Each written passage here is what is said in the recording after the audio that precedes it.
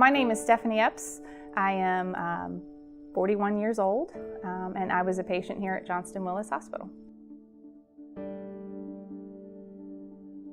I went in for a routine mammogram, and they found a couple of suspicious areas on one side. We went through the biopsy process and all that, and I was diagnosed with DCIS. Based on all of the testing and pathology and everything, they recommended that we go ahead and do a mastectomy.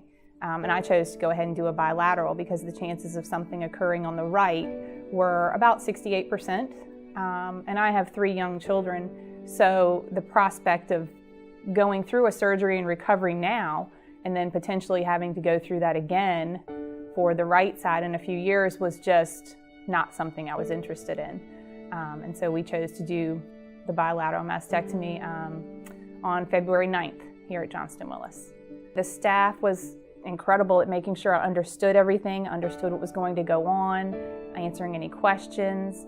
And it's just something you work through mentally. I mean, when you have 3 young children, you don't have a choice. You have to get through this, and you have to get rid of this illness because there are other people who are relying on you.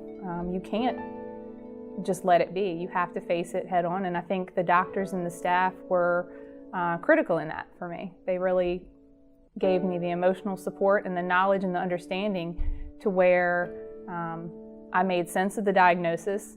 We came up with a plan. I knew what needed to be done, and we moved forward. With Dr. Blanchet, she was not only factual and gave me tons of information, but she was an incredible emotional support throughout the whole process, because I met her right at the end of November. I'd just been diagnosed probably about 3 weeks or so, and we started talking about what would need to be done and that kind of thing, and she went above and beyond to support me emotionally, to give me all the facts, to all the information.